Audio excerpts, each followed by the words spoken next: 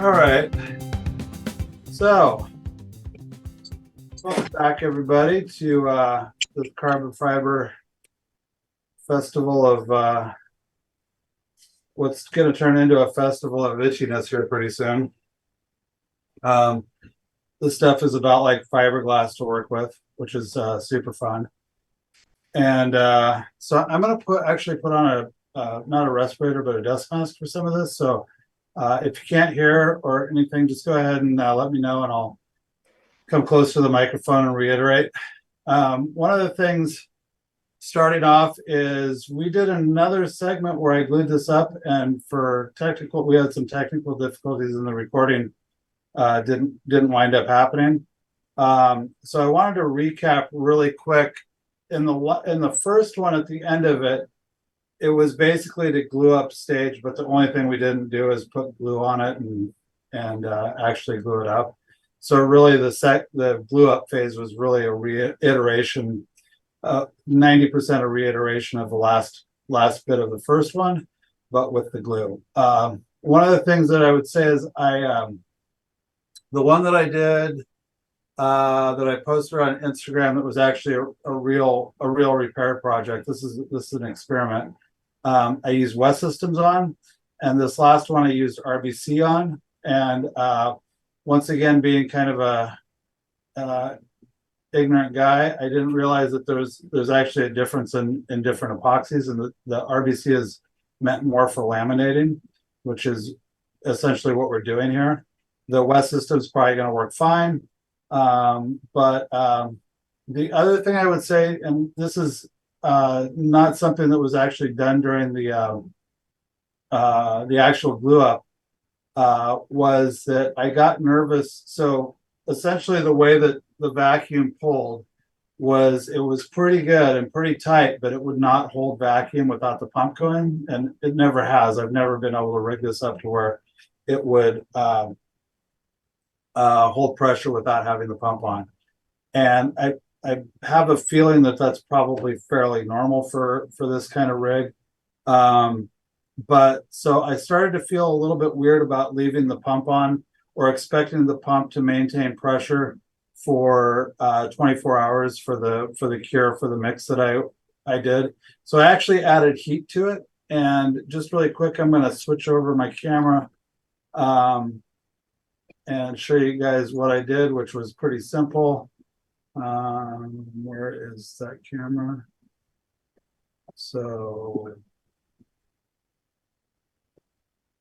I just took this little portable furnace that I had around, and I just slid it right under the project just like this. And boy, it got warm, and that epoxy went off pretty quick. I was able to break. I felt comfortable after about 3 or 4 hours of kind of turning my back on the pump. I still let the pump go like probably until the morning, which all told was, I don't know, maybe 13 or 14 hours.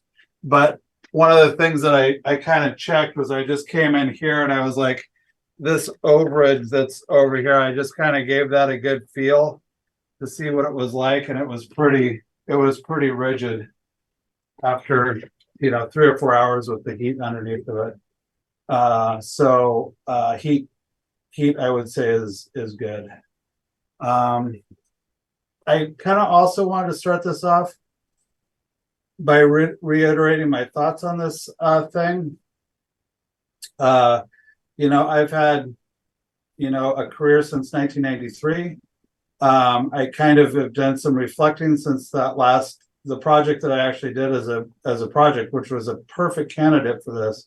But when I go back through and I think of like all of the headstocks, and I'm trying to remember as an old man, so take this with a grain of salt. But when I think about like all of the different projects over the years and try to rack my head on which projects I encountered that would have really benefited from this repair technique, the list is short. So my personal feelings on this, and I'll just express this, and feel free to have your own wrong opinions. This is a these are for in my estimation, for Hail Marys, for, like really, kind of rare circumstances. So anyway, feel free to disagree, feel free to try it, like if you get one in and I don't think you're doing any harm on these, by giving it a whirl. So, as long as you're, not, cutting up, super valuable vintage instruments to experiment with this on. You know, so any questions before we get started? Not a single question. All right. So the first step here is we're just going to kind of unwrap the project. The one that I did that was the real project, actually breaking it, getting all of the excess carbon fiber off of it and getting it ready for finish, or actually getting it ready for its first coat of resin to go back over the top of it. Was pretty time consuming and pretty frustrating. I don't think I went about it very well. And so if you see something, say something. Like if you see me whittling on it with something, hey, wouldn't it be easier to do it like that? Feel free to jump right in there. So I'm gonna just start unwrapping this, and we're gonna do a little work together. So I have a question. Okay. Getting to this point, because you mentioned how many jobs this, that in your estimation would qualify for something like this. If you were going to investigate going down this path to do a repair, do you have a sense of what your kind of overall cost of going down this into this cul-de-sac looks like at the front end of the repair? So I mean, like if you don't have a vacuum, pump, if blah blah blah blah blah. Cost to entry, like to get. Like if somebody said, oh, I really want to try that. Okay. How much are you looking at ponying up for a setup to do this before you even start? That's a really good question. So I would say, so we have on the Amazon store thing, we have like as close to everything that I could figure out how to source for this as I got. The vacuum pump was $70. I'd say probably hoses, attachments, and regulators and all that kind of stuff. You're looking at another I don't know, probably $100 with the biscuit, maybe a little bit more. The price of vacuum pumps has come down. One thing that I would say is I can see having a vacuum pump around the shop for all different kinds of things. I think like this will wind up opening, having a vacuum pump and having the ability to form carbon fiber in different ways, and like make little doohickeys and whatnot out of carbon fiber, I think might wind up being interesting. It remains to be seen. So vacuum pumps are interesting, and I think for me it's gonna be one of those tools that winds up just being one of those things that I'm glad it's around, because it'll wind up working its way into things. But once again, that remains to be seen.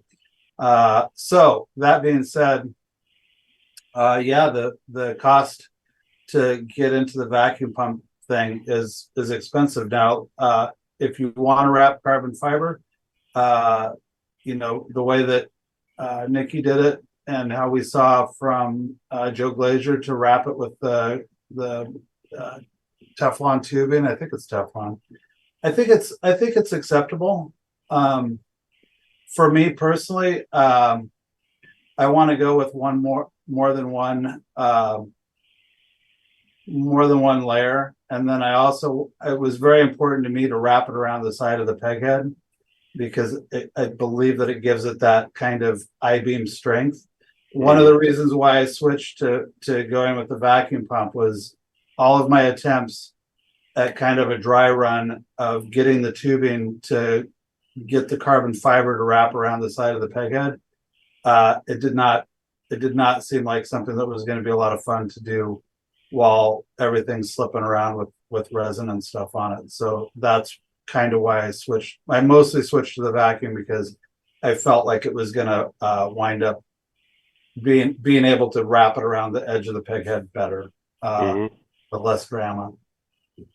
So does that raise any other questions for anybody? So just as a for instance, like when you have those two layers, I felt like I kind of like crisscrossed them just a little bit. This is all hillbilly speculation, by the way.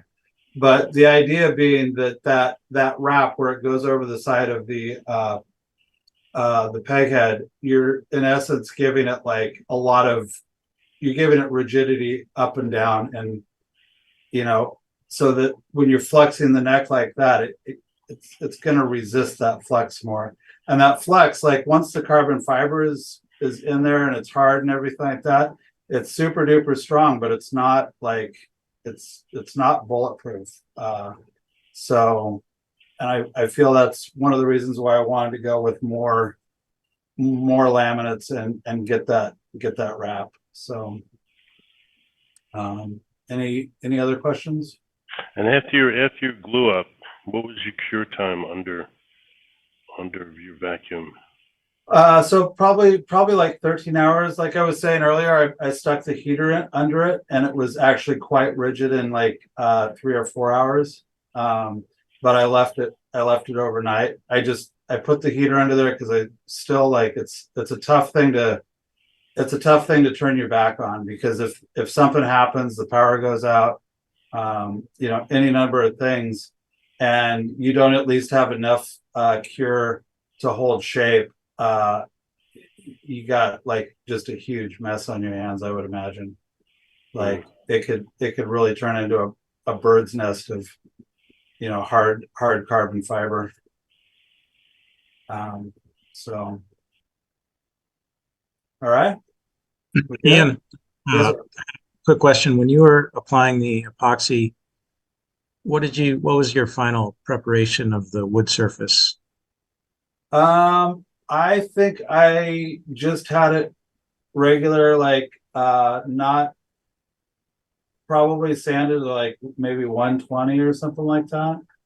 So nothing fancy. I wasn't trying to smooth it out. I believe that a little bit of tooth would be good. So it was interesting. The marking gauge that I used was the drill bit technique, like Nikki showed. And if I had it to do over again, I think I would have that be just a little bit deep, and then maybe cut it down to just shy of removing the drill bit thing, so you had almost like a golf ball effect around it. And I think that might give a interesting bit of grip to the laminating process. So, but once again, I don't know. You'd have to run some tests to find out. But it occurred to me that like a texture would be good. So, and you could certainly add that texture later with any number of things, like a tooth and iron or something like that. So, Okay, thank you. anybody else? Who else has got questions? Come on now. All right, should we cut this thing off? All right. I've been looking forward to this for 2 months.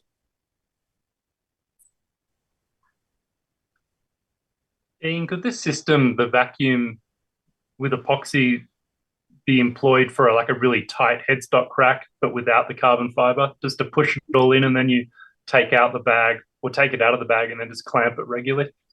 Yeah, I think it could be like the amount of clamping that was done, and then also, all of the different directions that the force was being applied was like, if you had like a crazy compound brake with like a bunch of loose parts sticking out of it and stuff, all of the different ways that we try to get that, get clamps going on different angles. Like I think this could be a very good solution if you had some kind of crazy compound brake that you needed to get force going in different directions, and you didn't want to rig up some elaborate fixturing solutions. It could be cool. I think like the fact that you can get a decent vacuum pump for $70, like I just suggest everybody grab one if you can and just have it around the shop and start thinking about different ways that you can use it, because it's, I don't know, like just like hold downs, like, you know, like now it's like I've got the ability, if I'm making a Martin bridge, you know, I could make a quick vacuum hold down for shaping it or something like that. Like there's a lot of uses. All right. So I'm gonna put on some gloves. I highly recommend that if you do this, you throw on some gloves, because the carbon fiber pokies are they're pretty serious. Like I was feeling them the last time I did this. I was feeling them for a couple days afterwards.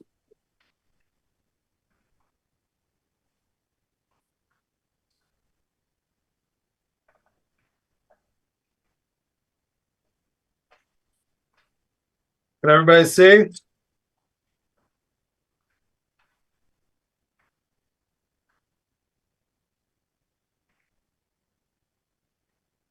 Yep.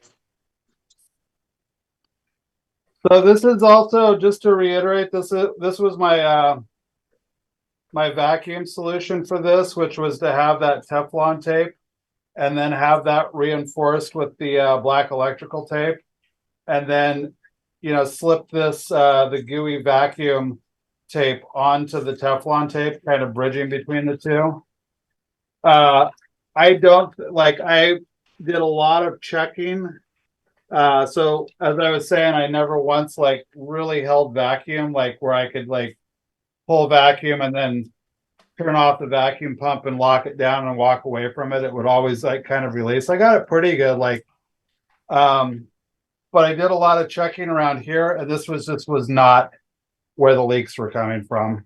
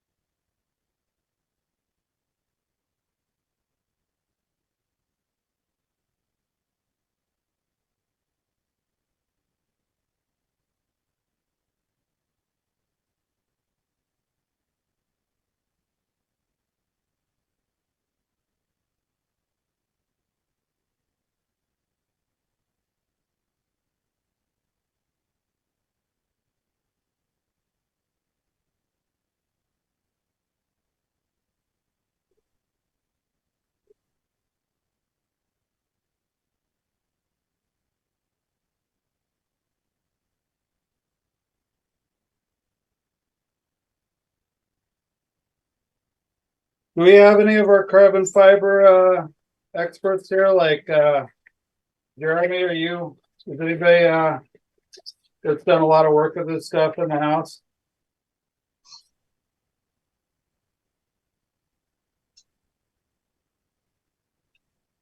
I mean, I've done a little. I wouldn't call myself an expert.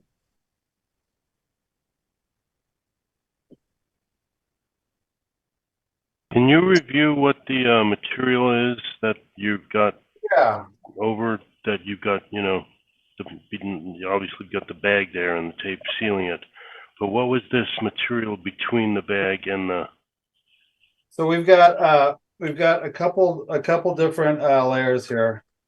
And this white stuff is actually to do a couple things. One, it's to like wick up the excess resin. And then the other thing it's supposed to do is it's supposed to keep like a nice space between your part and the vacuum, so that it pulls vacuum better or more evenly over the part. Joel, do you happen to remember what that stuff's called? If anybody's determined to find out, Which stuff? The peel ply or yeah, no, the white, it's just a breather fabric. breather fabric. Yeah. I mean, it may come in different names, but that's essentially what it is. So, and then I don't know if you can see this here, but it's just starting to kind of be exposed. This stuff that has the shine and the red line to it. This is called release fabric, and that's the stuff that's impregnated with something anti-stick, although it's sticking to the film pretty good.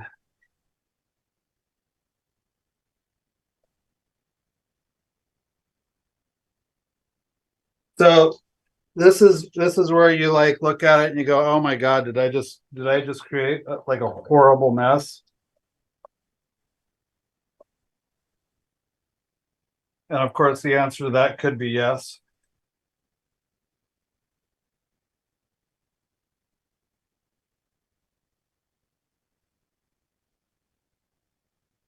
You need dramatic music. Yeah.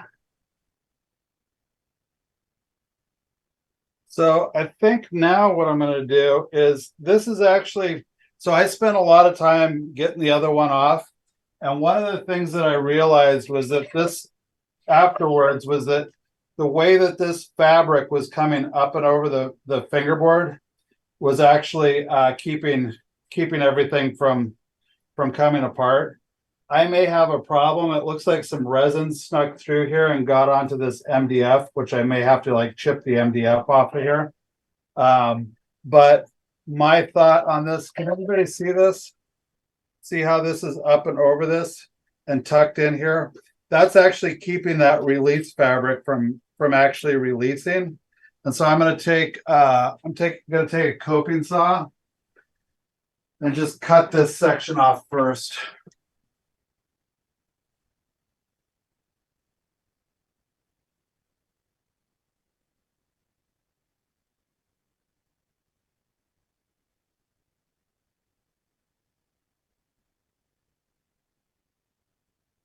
And actually, this is where I'm gonna throw my mask on just for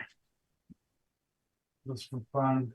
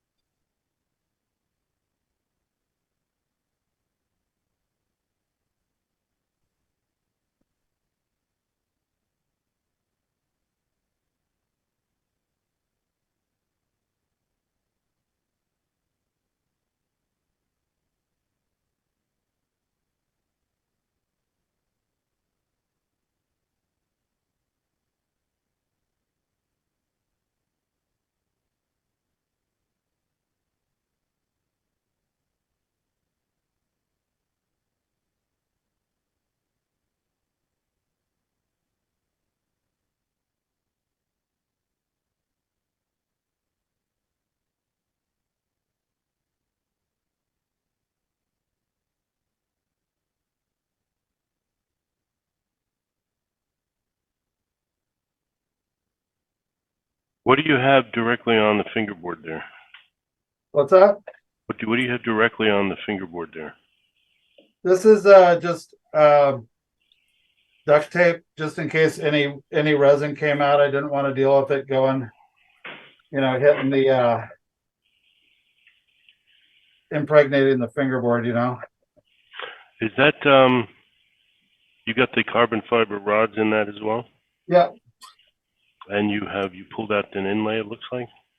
What's that? Is there an inlay that you pulled out as well? Yeah. Okay.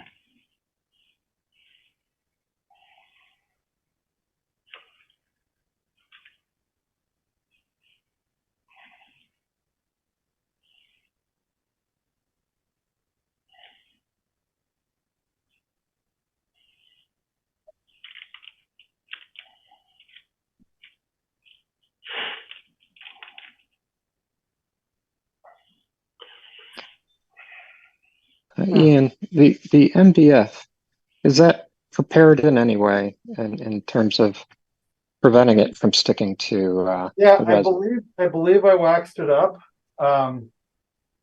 It's all taped up right now though, so we'll see. It's a little bit,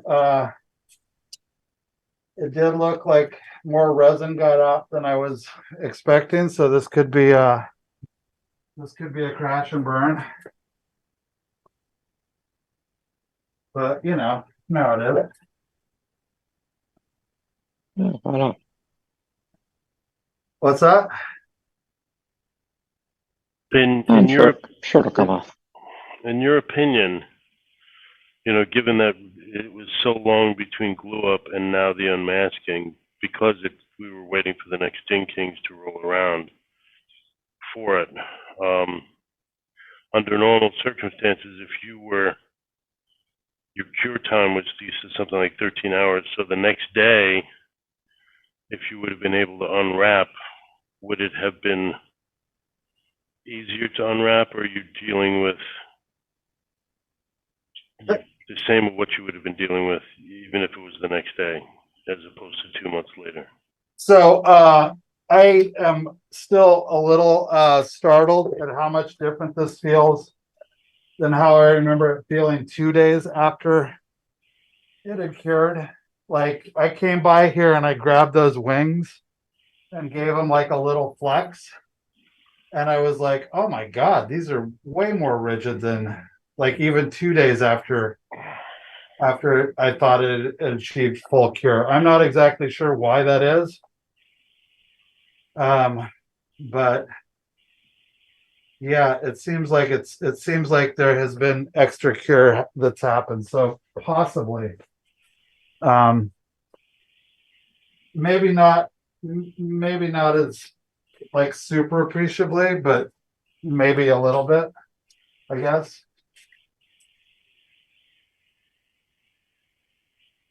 Oh, so I guess I don't know if you can see this, but I did tape off the peg head.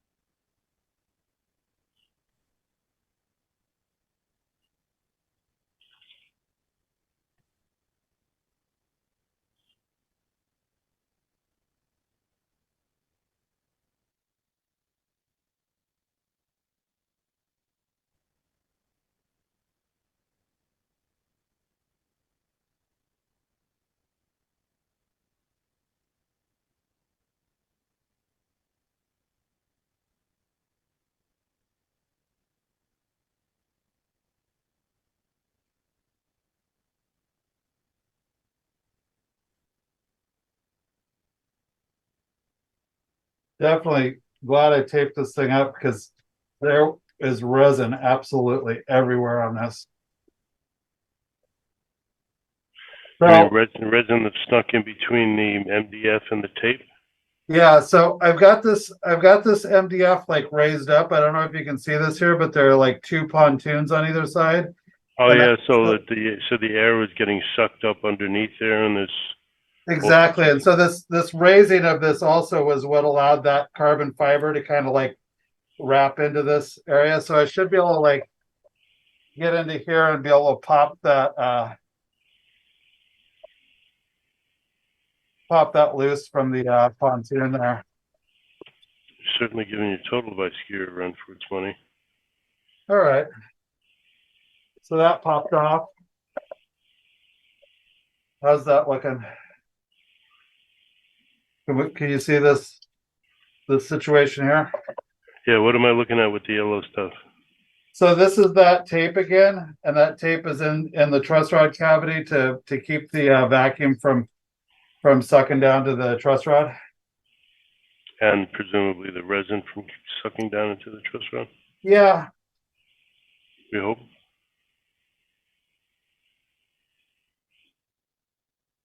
Is that yellow tape a first layer, or no, is there something underneath it? there's something underneath of it, and it's that super low tack that Dan sent me. Let's see if we can get to it. Okay. And then I was just a little bit hesitant with maybe the way that this tape would interact with finish. So I cut just like a little lip around the low tack tape to allow the vacuum tape to interact with the finish, just so that it was like definitely making some contact, but not like going everywhere on it.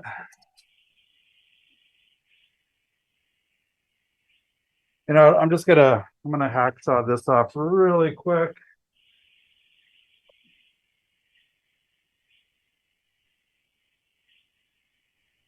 Yeah, and if you need to, you can change the direction of the blade. You should, so that the handle isn't, or the frame isn't in the way. Turn it 90 degrees. So turn this 90 degrees. Yeah. Boom. This is actually, I don't really know this coping saw very well. I just bought it for this. I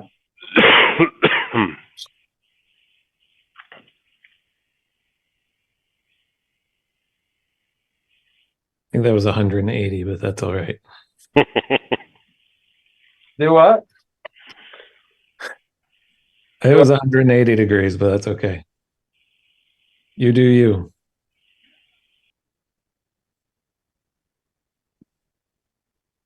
Perfect.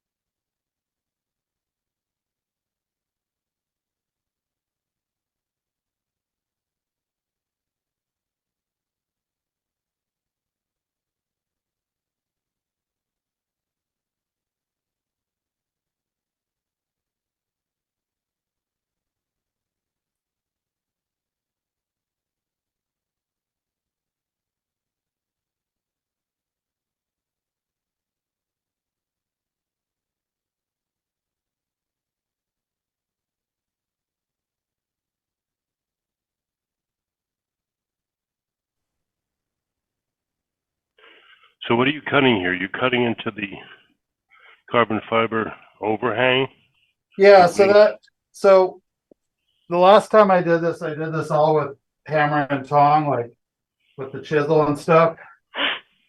What I realized at the end of it was that pull fabric, the non-stick fabric, like what was hanging it up from like coming off was the fact that it was tucked all around it. And all I needed in order to do to get like a nice clean pull off was to cut around where the tuck was. Okay. So let's see if we can actually see if we can do that now.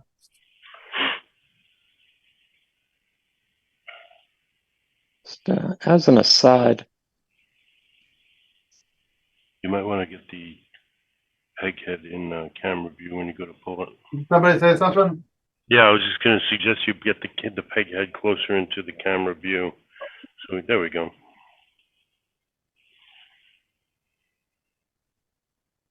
All right. And my personal experience with getting this stuff to peel cleanly off of various parts, I've always used clear packing tape, and then like a good 8 or 9 coats of wax. You know, it's like probably like an hour and a half process to get all the coats of wax on, and then stuff tends to come off pretty cleanly. So can we see this this starting to pull here?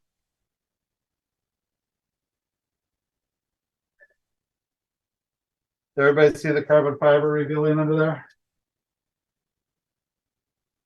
Yes.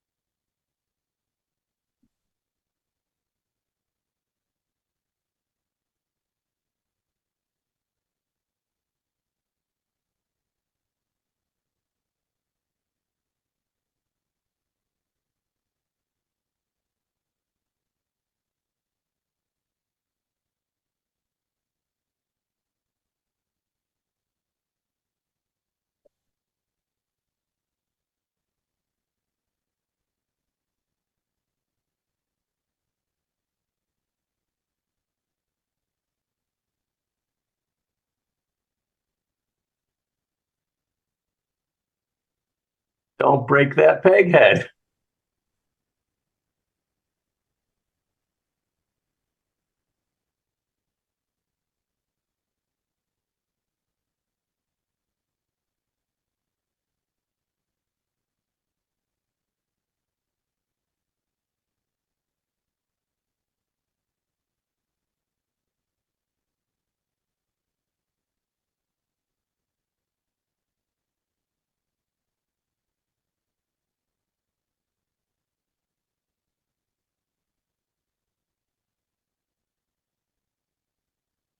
So we definitely got a lot of resin underneath the tape here, which is okay.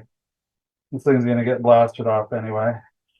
Do you think that it got sucked up under the tape, or is it that the tape soaked up some of the resin? I'm not 100% sure. It kind of looks like the resin just decided to go to travel. I was maybe a little bit aggressive with the resin, like putting it on, and maybe I could have used a little bit more of the cloth for soaking it up. So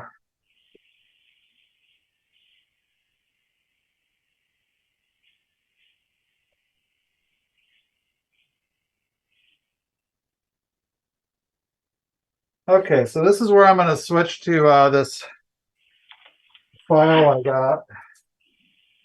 This is the Nicholson Magic Cut file, and I've got an intersection here where there's tape, like carbon fiber overlapping tape, because I kind of did it like mud flaps.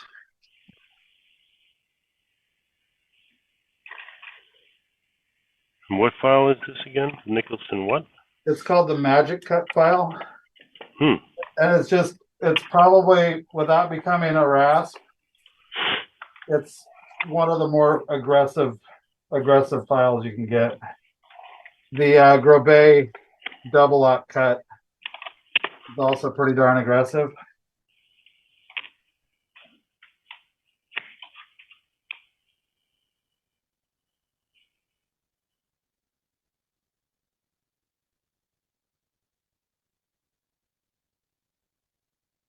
think I used a lot of 60 grit at Zon to do this kind of stuff.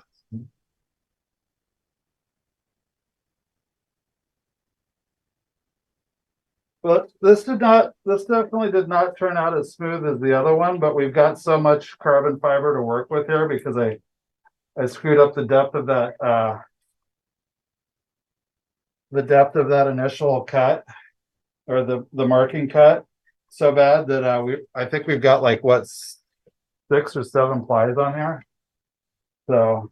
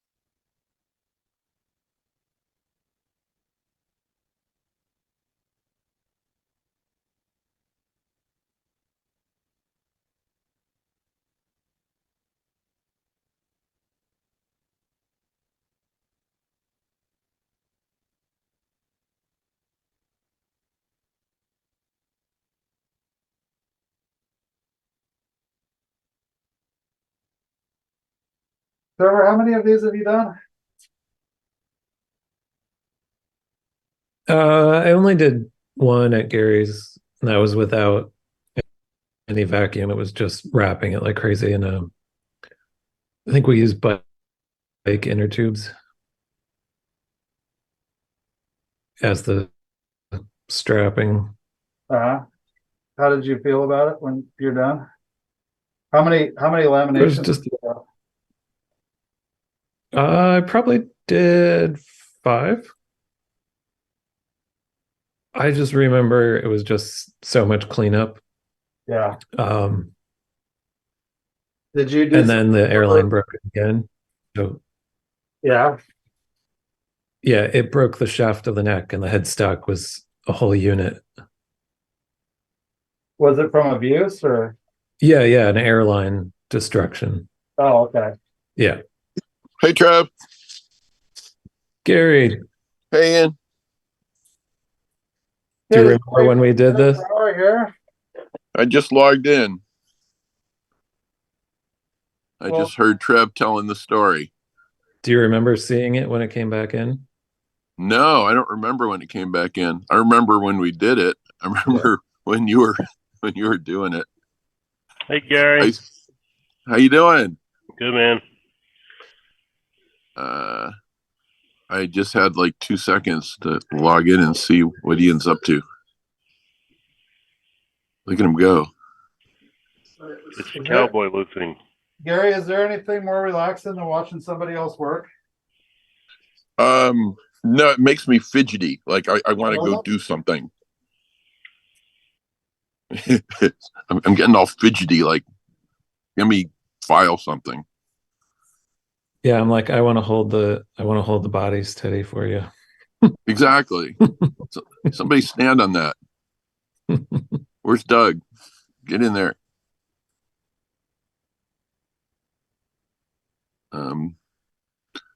My All arms right. aren't long enough to reach New Jersey.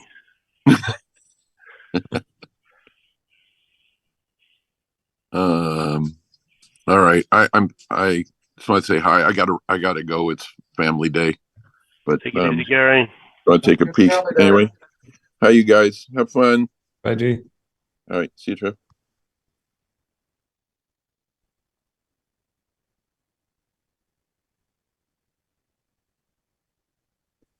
I do remember we left it exposed, and that I really liked. I liked seeing that it was carbon fiber. Just like I like seeing that maple one that you did. So you just finished over it, like in Yep. clear? Just some clear, made sure it felt really good and smooth. How we looking? Can everybody see what I'm doing? Yeah, there you go.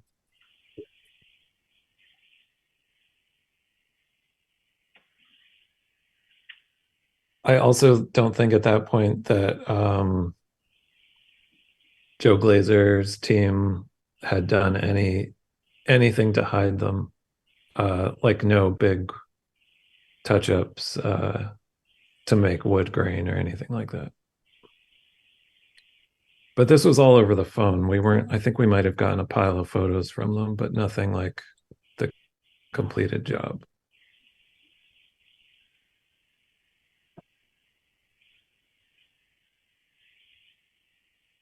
So I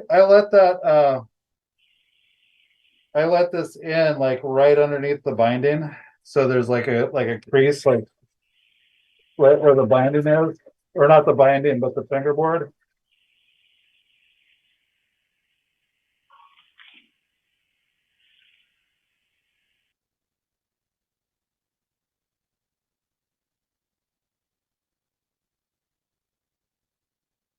That's where that's at.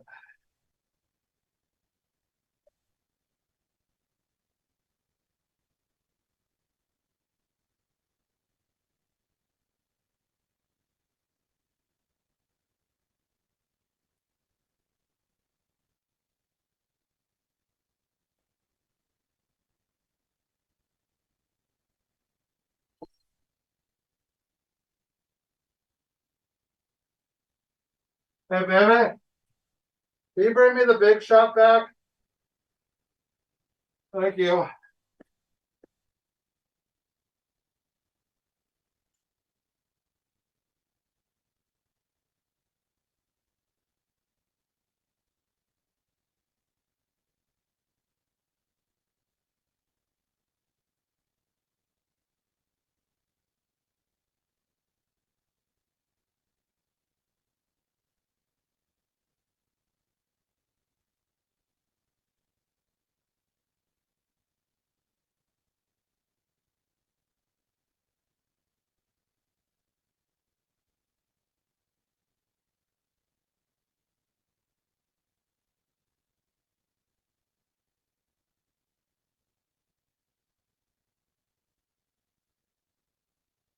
Optimizer time.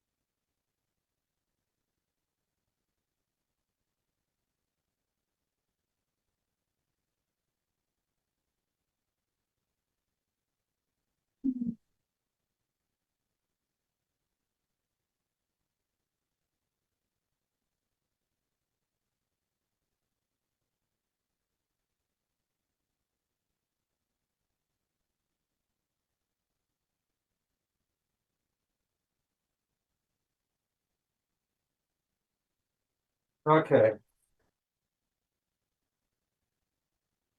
So this is that Grow Bay double O cut. And unfortunately, it's not as fresh as I normally like them, but it's pretty good.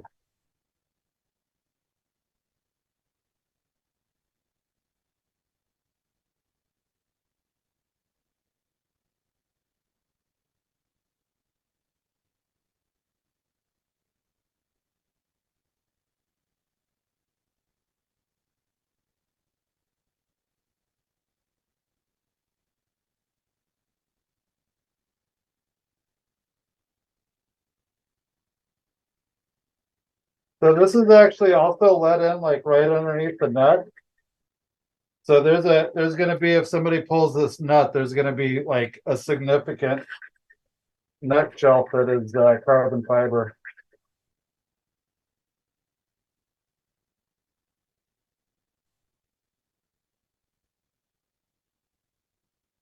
So at this point, you're removing enough material that you would potentially have to worry about going through one of the lamination layers. Like uh, if I had a lot, if I had just a little bit, like one or two laminations, I might be, but the next phase of this is to slop more resin on it. And I think if I had a problem with a void or something, like I might paper shade more carbon fiber over the top of a void or something. But the the last one that I did, it turned out really good, but there still were like a few lumps here and there. And it just did not. I mean, I think I went with three lamb on that, and there just was like, it's 10 thousandths that you've got to play with, which with each lamb. So it didn't seem like it was much of an issue. But we'll take a look at it. I've got a fairly good lump in the transition right here. So there's a couple good lumps like right here and right here. So we'll have an opportunity to see what that looks like.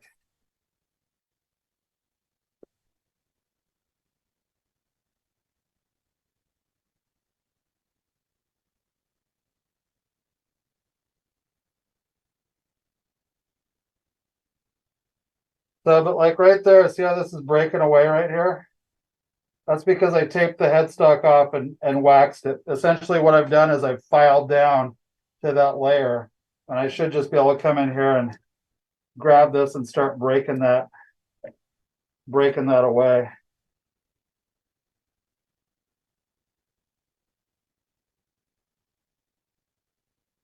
Like, I don't know if you can see it, but right here, there's like a layer where I've hit that peg head overlay. So once you break that layer, then the stuff that's behind it is actually fairly easy to get loose.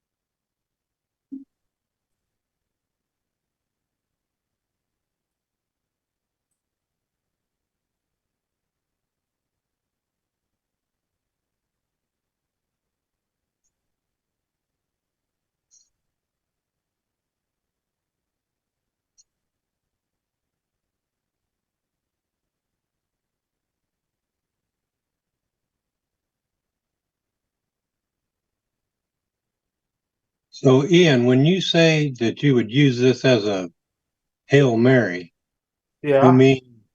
mean everything else has been tried and the headstock is broken again, so now it's time to try this. Yeah, I think that's right. You know, like, I mean, I can't I cannot say strongly enough how many peg heads I've glued up over the years where it was simply tight bond and a fucking pony clamp, you know, and I never saw that guitar again. You know, most people they break it once, they have a whole new respect All right. for how fragile that area of the guitar is, and they just like treat it differently. Some people don't, Yeah. you know, and so this one happened to be on a guitar that was the one that I did for real was on a guitar that had been glued, I think three times in the same area. It was an expensive guitar. The break was like super short. The grain was like super short, and it had a stinger on it. So you know, it was a maple neck. If they had said, "Hey, why don't you do carbon fiber and then paint it to look like maple," I would have declined. I would have Yeah. said, you know, put a new headstock on it. But it was just kind of the perfect storm of like, oh, okay, well, I mean, I literally you know, when I did the interview with you know, the gang from Glazer shop, I was like, you know, that's cool. It probably not something I would do. You know, I'm pretty agnostic when it comes to repair techniques these days. But I was just like, you know, it's probably not something that I would do, but you know, like I could see it coming up, and then you know, it came up. So I was surprised it came up. I wasn't exactly itching to do it either, so literally now I am itching to do it. That's the literal use of literally, not the figurative use. This is very itchy stuff, is what I'm saying. You see, it's a play on words, I guess is what I'm saying.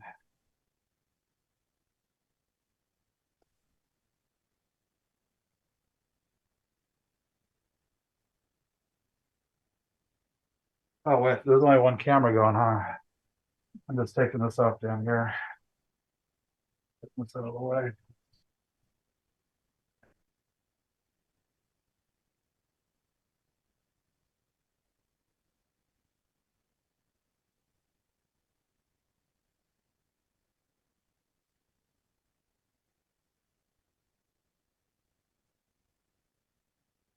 But probably what I would do on next, rather than just going and kind of filing those lumps flat, is I think what I'm going to do is I'm going to go back over the area and just like completely saturate it again with resin.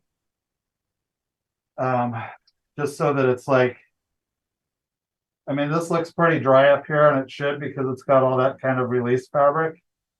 But if there's any question about it, like I want to get like the resin kind of soaking into any of the potential voids.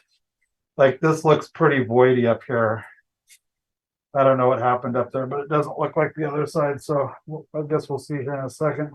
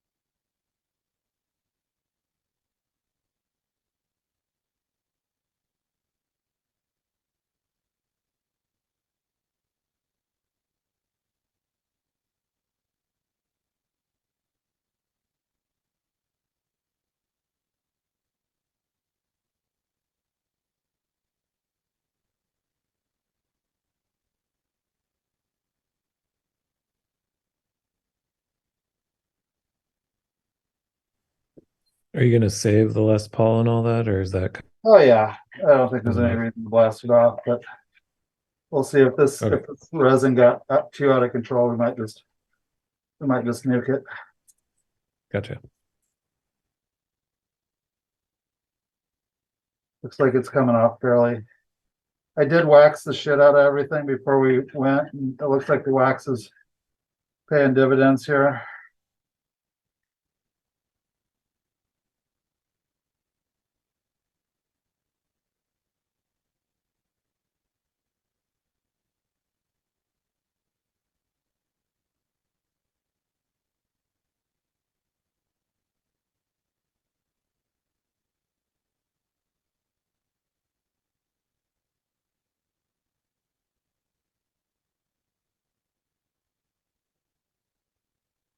I am roughhousing this a little more than I would a regular guitar.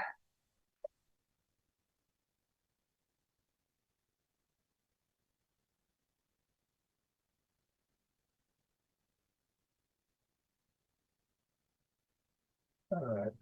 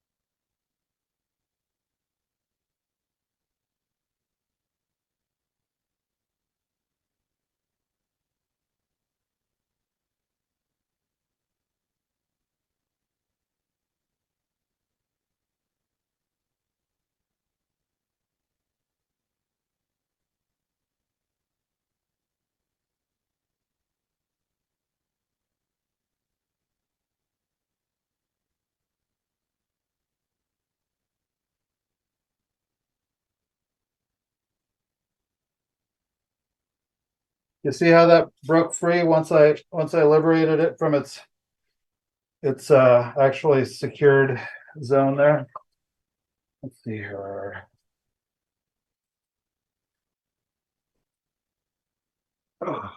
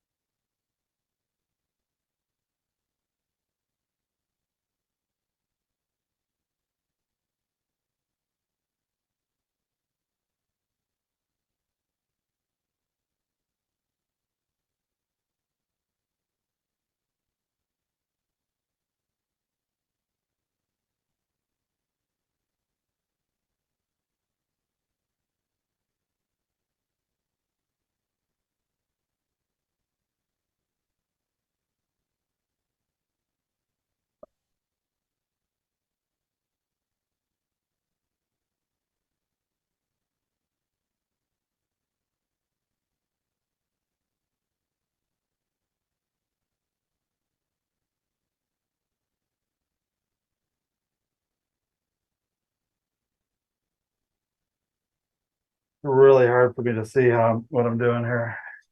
Can anybody tell if I'm fucking it up or not?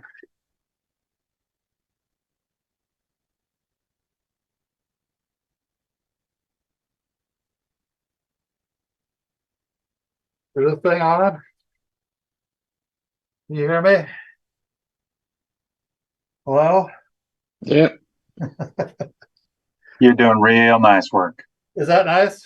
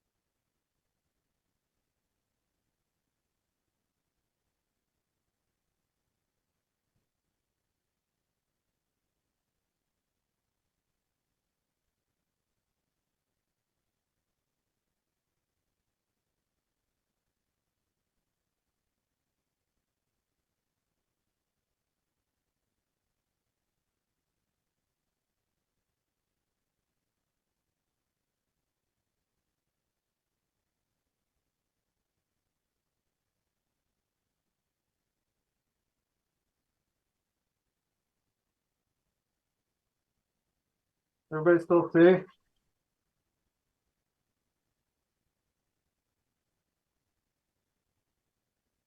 Yep.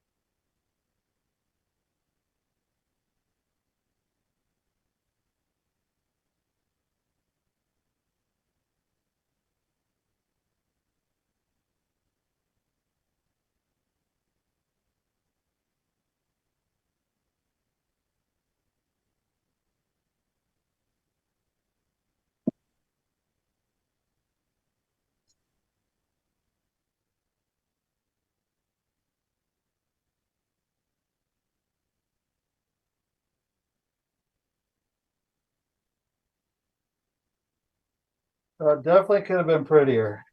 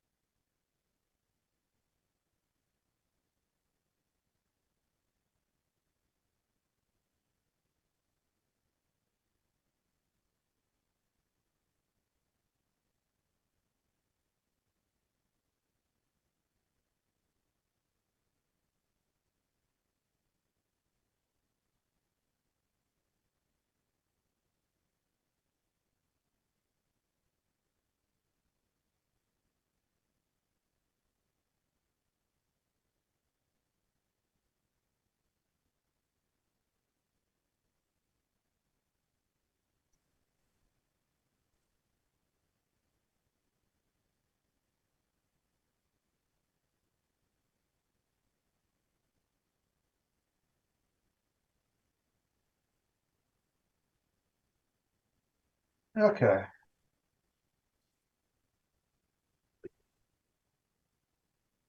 Anybody got any questions about where we're at so far?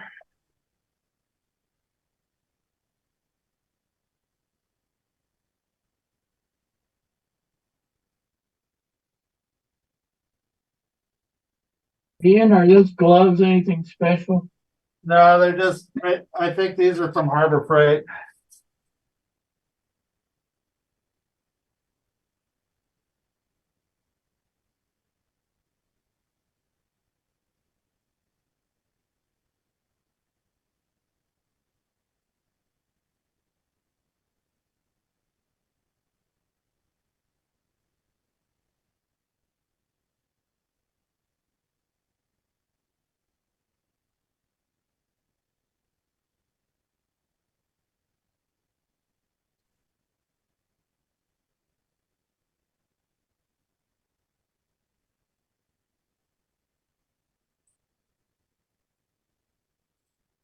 All right, I think this is where I'm probably gonna start slathering on some more I'm gonna slather on some more resin. Doug, are you still there?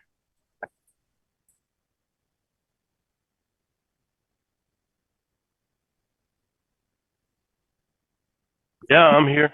Okay. How are we doing So- on time? How are we doing on time? We're good. We're 4:15. We're doing fine. Okay.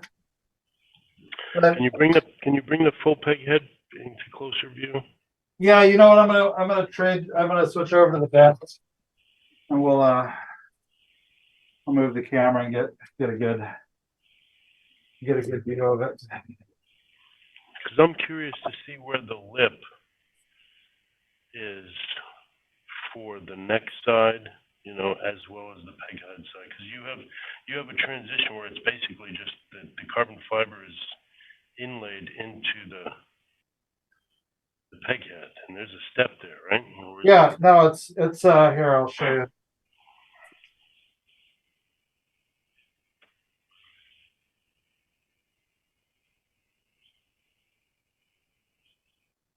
Okay. Does that make sense? Yeah, it's a little dark. It's hard to see. Yeah, maybe this light's making it harder to see. Better or worse? About the same. I mean, it's dark, so it's hard to see the It's transition. killing my white balance. Like this is like super bright where I'm. Does that look better? Yeah. It would help if we can come in tight and just see where we're at. Now we're talking. Okay, so about halfway through your second set of tuners is where your lip is, up at the top there, just like you would for. So yeah, there was a crisp edge put right in there. So and then there's a crisp edge probably back in here. But it's feeling like a fairly nice transition right here, so I might let this override. But I think for right now, probably the best move to do is just to kind of like go back over this with a coat of resin. We've got this side didn't turn out that great. Let's just actually go through and score this really quick and kind of like go over some things that I think could have been better. Now, when you say that side didn't come out great, what exactly didn't come out great? Well, there isn't like a uniform. So there's a little bit of a problem here because I had to do like a lot of layering, and so instead of having that nice uniform carbon fiber look like that one that I did on that DA was, like we've got like in here we've got like kind of a hodgepodge down here. Down here we've got kind of a hodgepodge. This side looks pretty good. You can see that nice carbon fiber checking in there. God damn, come on, white balance. Wait, hold on.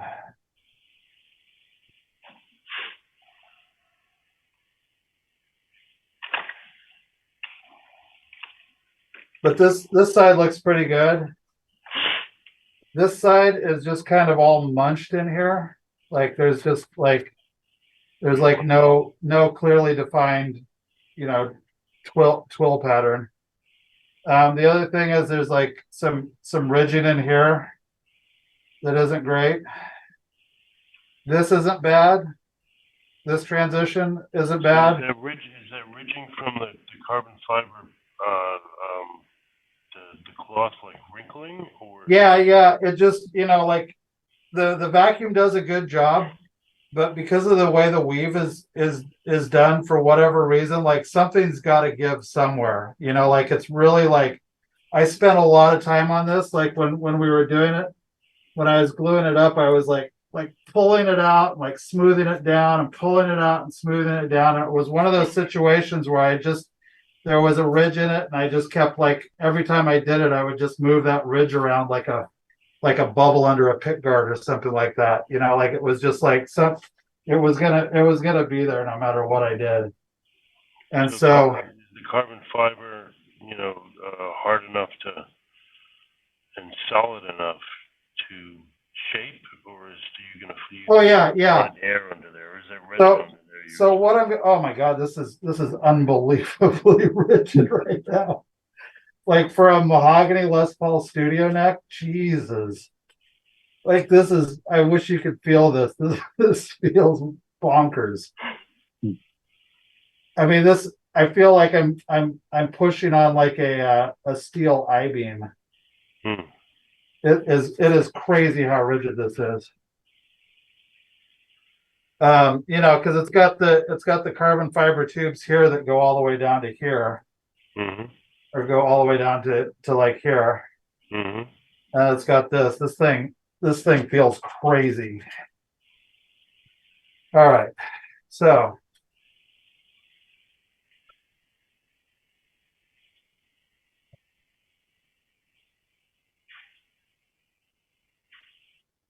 it's going to take me a little while to get set up for resin, but it's not going to take forever, but it's going to take a couple seconds. So the application of the resin at this point is doing what?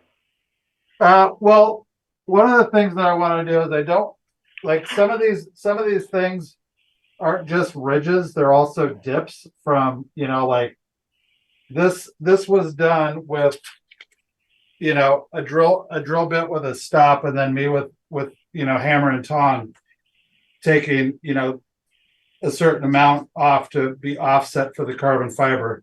So it's not exactly uniform, and I don't want to like go through all the carbon fiber to make it uniform. So where there's dips, I want to have resin instead of like sanding down to the dip. Does that make sense? Yeah.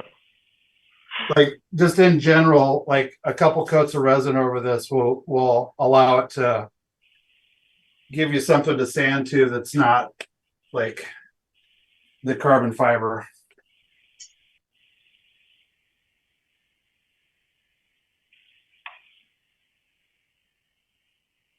Nikki Walter, are you still there?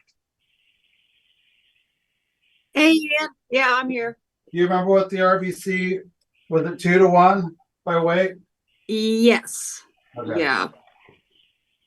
Hey, I got a question for you. What have you used there to block off the nut shelf from resin getting in? The nut shelf right here? Yeah. The nut? Yeah. I just left the nut in. Oh, you just left the nut in. Okay, yeah, cool. I carved underneath the nut.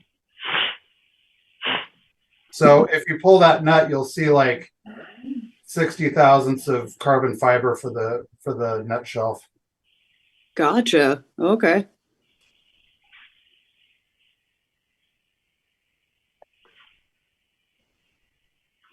Yeah. What's up, sister? Come on. Come on now.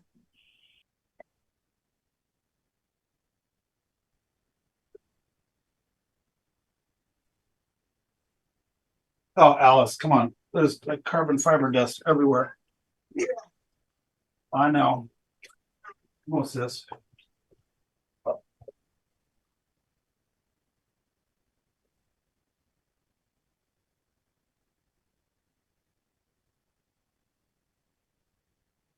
right.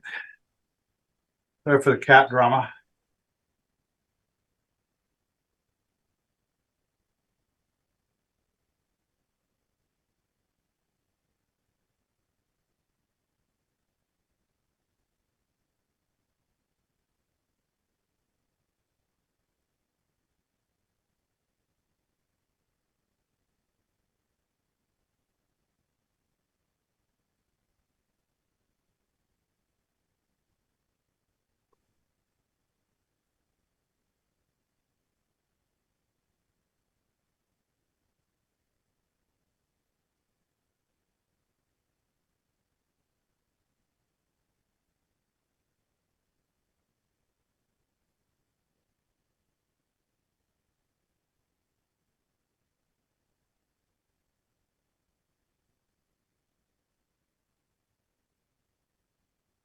So this might act, I'm gonna use RBC for this, but this might actually be a good spot to switch to west. All my west hardener is suspicious now, so I need to get some more, so we're just gonna do this RBC anyway. I'm sure it's fine.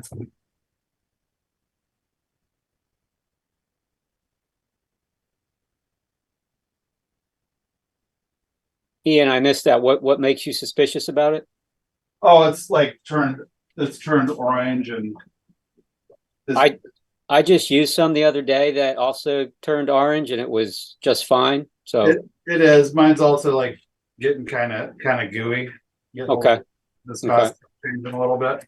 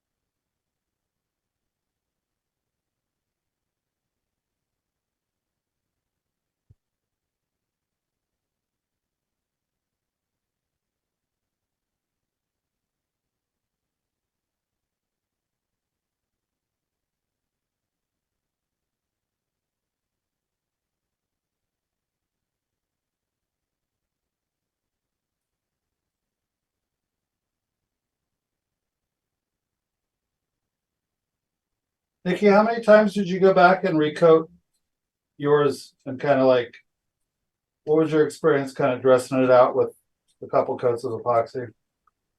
I think I had to go back like at least 2 or 3 times just to kind of fill in voids. I think I was also kind of like building it up and then going back and knocking it back to see where like my low spots were.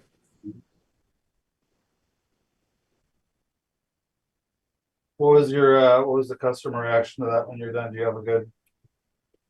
Yeah, no, I actually got a text from him about a month ago. He's loving it and so far it's holding together really well for him. I kind of told him when he's in California, so I shipped the guitar to him. I was like, I want to know if it holds, and if it doesn't hold, I definitely want to know. So yeah, no, so far so good. He's stoked about it and says he can barely tell that it's not wood. So yeah, it all turned out pretty well.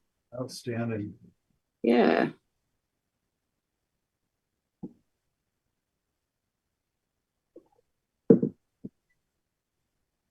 I guess I'm kind of whisking this in here, maybe. Guess that feels right. Thinking about like maybe trying to push it in.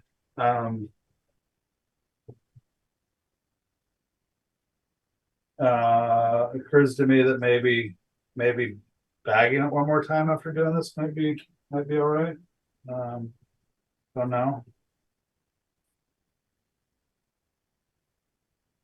Might also add some filler to it too. Did you add any filler to yours, Nikki?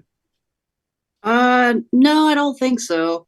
I think I just try to just build it up with the epoxy and yeah, I don't recall using any filler.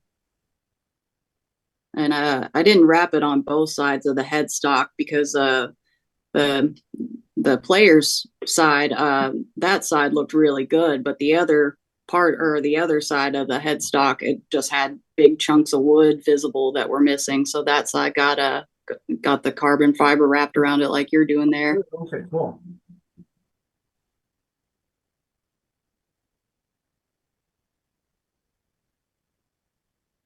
So I think what I'm gonna do is this is pretty low viscosity right here. So I'm gonna like kind of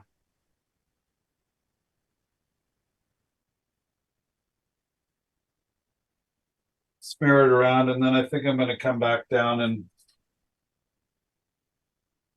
20 minutes, and after the hardener started going off, I think I'm gonna apply some more and see if I can get it to kind of ladle on. But it's interesting. I'm not just to kind of like give you my impression of this. I was thinking like it was gonna like kind of like soak in, and it's not really doing that. So I feel like that's probably a pretty good sign that it got a good even amount of resin throughout the carbon fiber. Like it's pretty much sitting just right up on the top of it. I want to ladle some on and through here, so I'm going to wait till it thickens up, and then I'll come back and do it. But I think that's pretty much it for this part of it. Any questions or comments or concerns or critiques or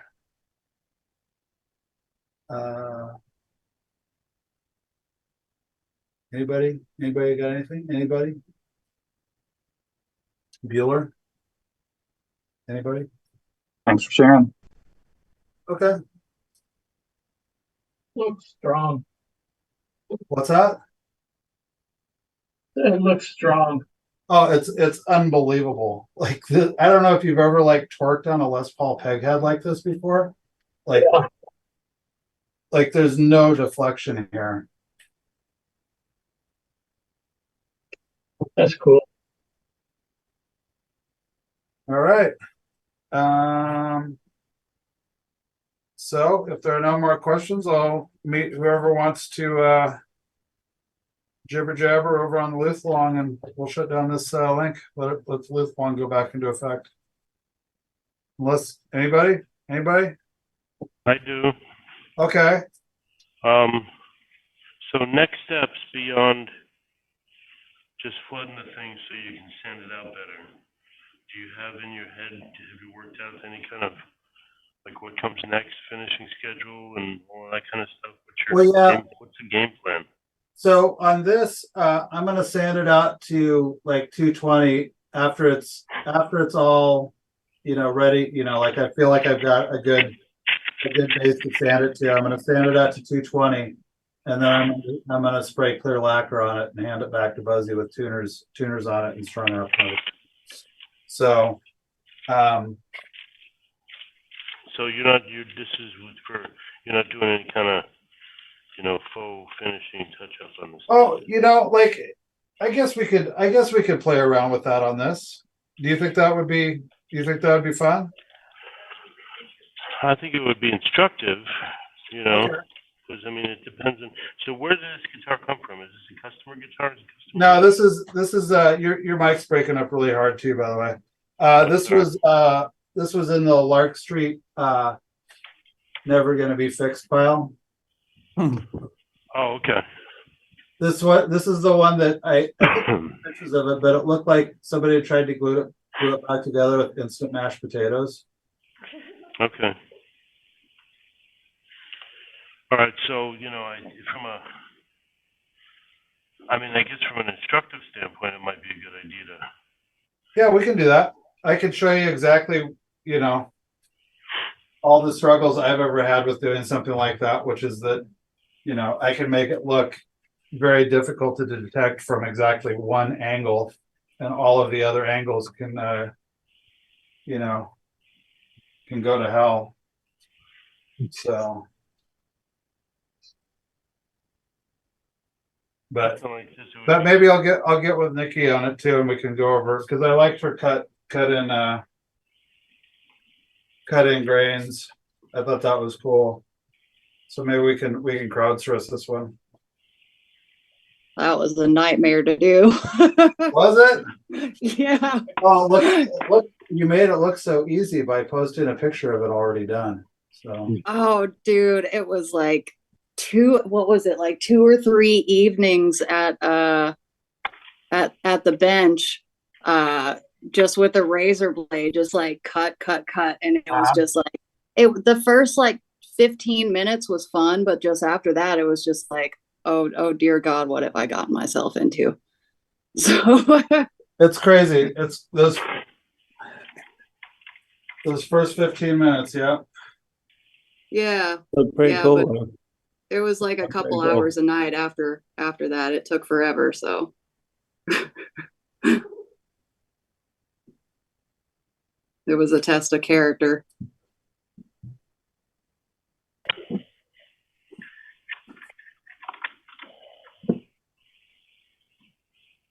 Yeah, we can do that.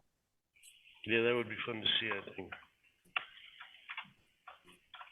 It occurs to me that somebody could actually veneer mahogany over this too, with the same vacuum bagging technique.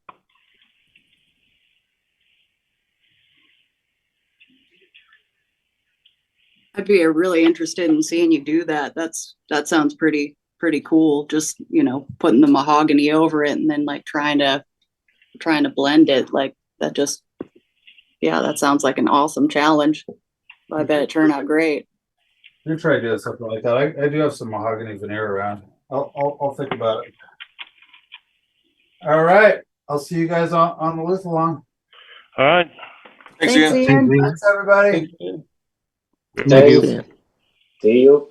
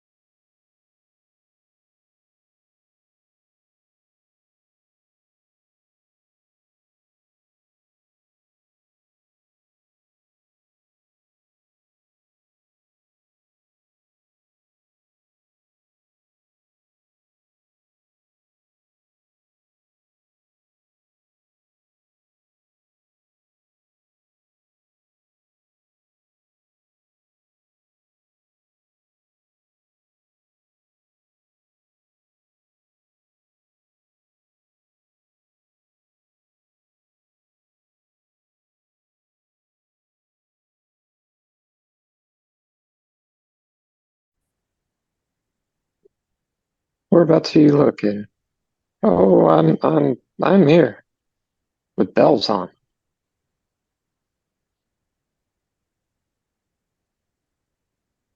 Did you say where am I, Joel? Yeah.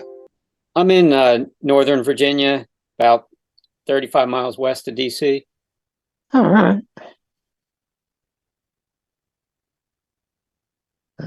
Belly of the beast. Yeah.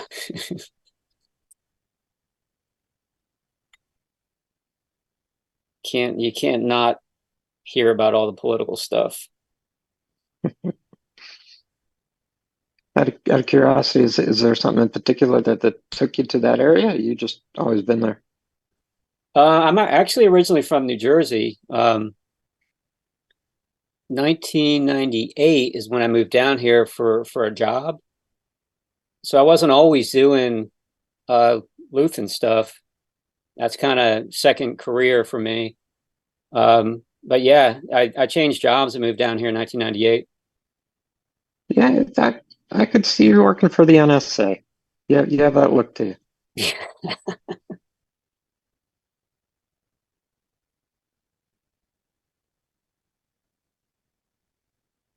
Could be. I don't know.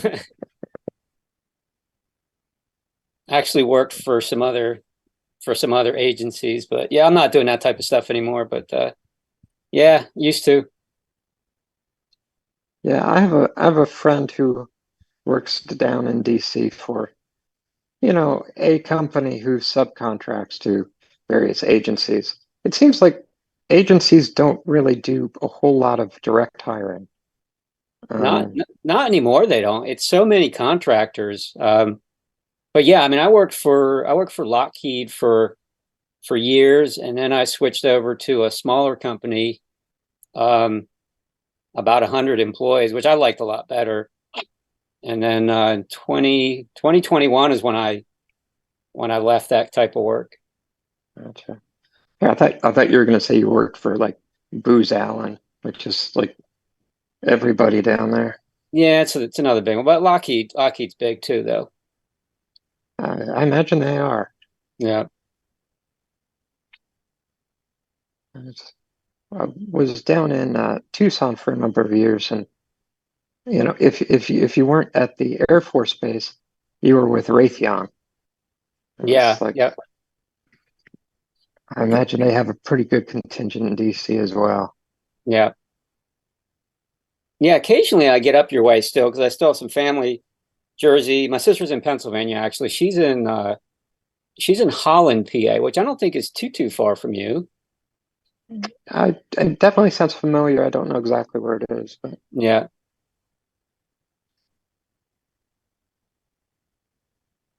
Hey, it's the same people I left out yesterday. Yeah, man, we never went to sleep. How's the Ivanus? Yeah, I haven't started. I'm still contemplating. So you said you didn't like the angle of that locking nut that goes behind the regular nut. You didn't like that? No.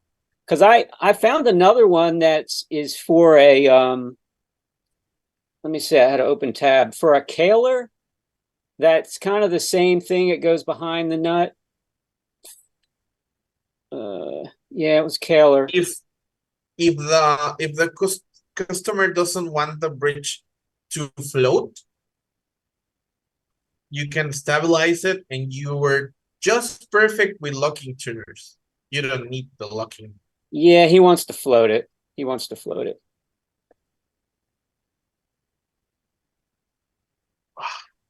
mean, what's the point if it's not going to float, right? Yeah, exactly.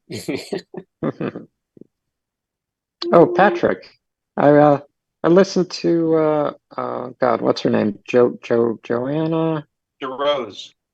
Yes. Sarah DeRose. Oh God, yeah. How did I mess that up? The very first album from like 2009, I think it's fantastic. Yeah. It was really. That was the one that she was nominated for a Grammy. Yeah, it's intricate, it's beautiful, it's well done. It is, what I would consider, being a little novice here, bluegrass or something along those lines. Yeah, it's well done string music for sure. Yeah, and I listened to a couple more of her albums up until the most recent thing. It's definitely evolved in the sense of becoming like more mainstream, more pop, more, whatever you want to call it. And just less compelling to me. But the first album, I will definitely be listening to more than once. Good. So I appreciate it. You're welcome.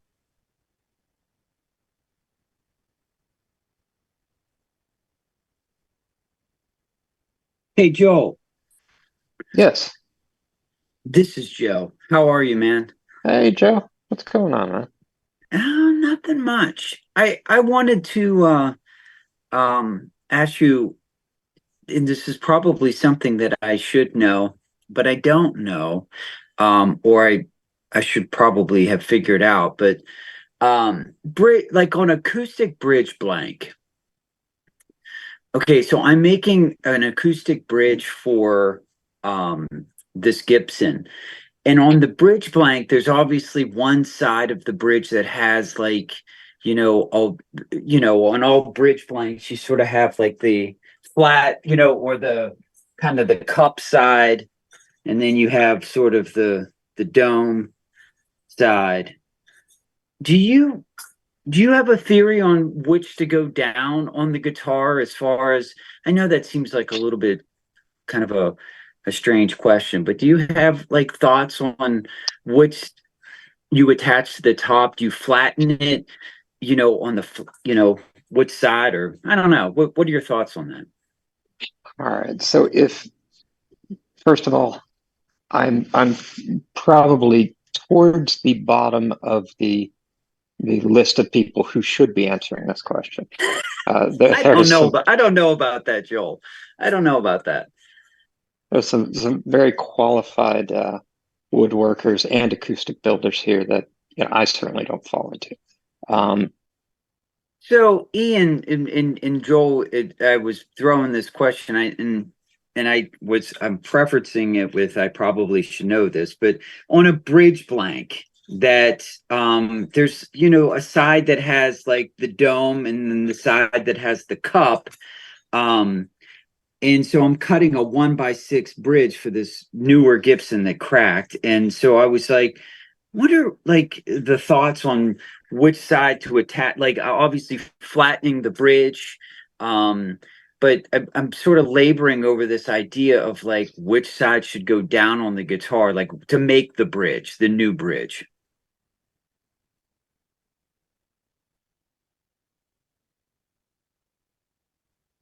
Yeah, and so the bridge blank has, I got it from LMI, and it has like, just like your typical 2x4. It has like, the crown, and then, the cup side. And I was like, wonder as far as like strength and integrity goes, like which way, how should I orient the bridge blank? Like what should be the top and what should be attached to does that make sense? It's going on like a J35. It's a newer, it's a Gibson. It's a 1x6 bridge, nothing special. The bridge just got destroyed, and so I was just making a replica rosewood bridge for it. It's a 1x6, it's a straight bridge, yeah.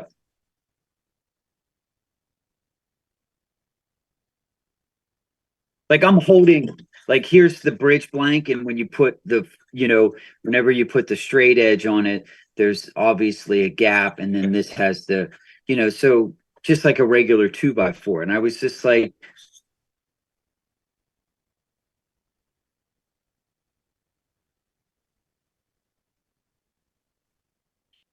so that was my thought. Like, okay, if it has a little bit of belly, and I remember TJ Thompson talking about like sometimes he'll get the edges to touch and then he'll kind of push down on the center to kind of like create, It has a not so much. It's not crazy arched. But I just wasn't sure if the integrity of the piece of wood, like over time, if if it would matter, what is the top and what's the bottom.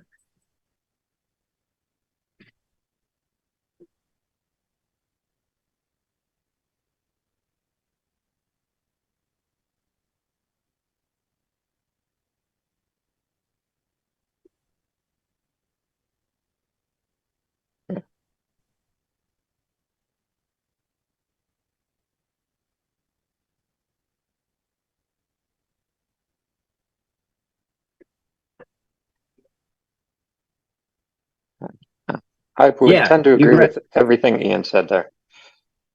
My Okay. 2 cents. Yeah, I just really like the grain, and I wasn't sure if I have like a mini thickness sander. I was just gonna hit that through the thickness sander. But yeah, I get what you're saying. That there is a good amount of cup to that. I don't know if you can see it. Yeah, it is way too much. Yeah, and then this side has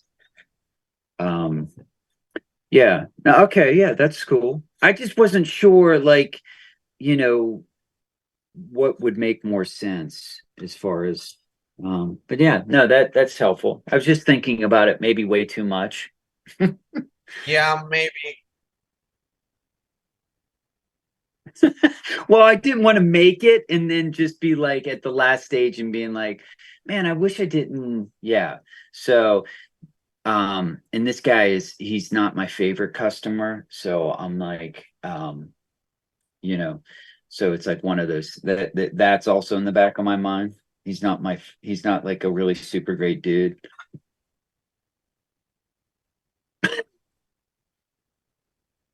He owned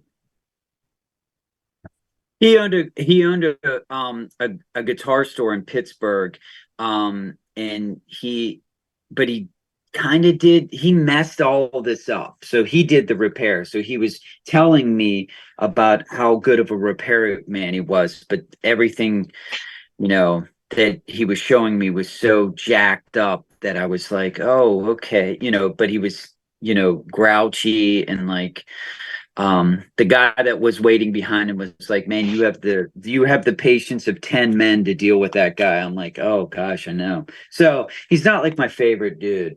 Um, but yeah, so I have to make this bridge for him. Sounds like fun. What I will do is if the if the bottom of the cup part is completely flat, I will sand it a little bit with the top and check dry fit. If it is way too much with scrapers, you can get super close to the form of the top. So you just need to be aware of how much, and that's it. Yeah, I just wasn't sure if if this cup, if there was of the strength or the integrity or, I don't know. I guess I'm thinking about it too much. If the usually it's like an oversized blank, so you have Yeah, like yeah, yeah. just that. It's here's the blank and then here's the bridge. I mean, Yeah, so yeah. No, I appreciate that.